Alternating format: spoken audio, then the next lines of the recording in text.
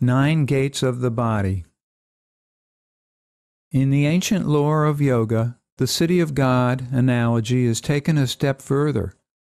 The city is said to have 9 gates.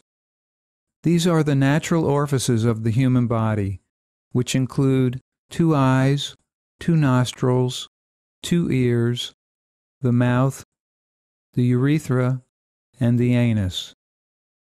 To take both genders fully into account, which they did not do very well in the old days, we should mention that a woman has 10 gates, adding the vagina. It will not make much of a difference in the methods described in this book, though it does in other areas of yoga, particularly Tantra. Here we are concerned with the nourishment of the body and with cultivating the inner energies. On the physical level, it is about what goes in and what comes out. On a more subtle level, it is about supporting purification and opening in the subtlest strata of our neurobiology. We will look at eating that way, diet. We will look at the cleansing techniques that way, Shatkarmas. And we will also look at the recycling of urine in the body that way, Amaroli. All of it is aimed at supporting what we call the rise of ecstatic conductivity in the nervous system. As such, the practices will be to support specific neurobiological connections, including mouth, urethra, and anus, in relation to the neurobiology of the gastrointestinal GI tract. Nasal passages, eyes, and ears, in relation to the neurobiology of the brain and spinal nerve. By influencing the flow of energy and/or nourishment through these gates, we can greatly assist the rise of ecstatic conductivity throughout the entire nervous system. These measures, along with the rest of practices covered in the AYP Enlightenment series, will aid the continuing expansion of inner silence and ecstatic conductivity, leading to refinement of all our sensory perceptions and experiences. It will happen as we engage in the practices of diet, Shatkarmas, and Amaroli in a natural way, when we are called to do them from within.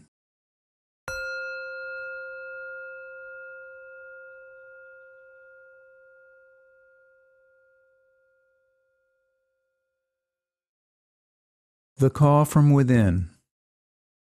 What is it that moves us to make a change in our diet, or to undertake a yoga practice that we might have considered to be a bit strange before? Why change anything in our living habits at all? The most common reasons why we make such changes is because of how we feel. In other words, it is for our health and well-being that we are most often moved to make changes in our diet and other aspects of our routine. It is cause and effect. If we are overweight and feel poorly, one of the first things we will do is try and find the will to lose some weight. A multi-billion-dollar industry has grown up around this simple urge to feel better. In addition, we might not feel so good because our body lacks physical exercise. When the body sags, so do the mind and the emotions. So another multi-billion-dollar industry has grown up around physical exercise. All we would like is to feel better, to feel whole. And what does it mean to feel whole? Obviously, if we take it on the physical level only, it means to be healthy and in good physical condition. That's diet and exercise. Yet, someday we will get old. No matter how well we eat or how much we exercise, we will eventually be fading away physically. That is life on this earth. We are born, we live for however long our time allows, and we die. Is that all there is? If so, there is no need to read further, because a healthy lifestyle alone will be enough to achieve our 50 or 100 years. And there are plenty of places we can find advice in those multi-billion-dollar diet and exercise industries. How much more are we willing to do to gain a few more years on this earth? Or maybe just feeling better today is enough. If that is our goal, then this opens up a new avenue, because it is possible to always feel good today, even as the body is fading away in old age or other maladies that will claim our bodies sooner or later. It is possible for us to always feel okay, no matter what the external circumstances may be. This is a spiritual attainment.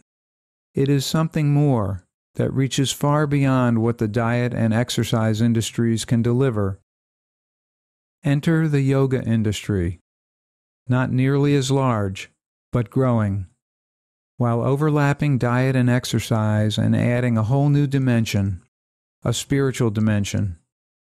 In yoga, we recognize the basics of healthy living, and there is much more we can do as well.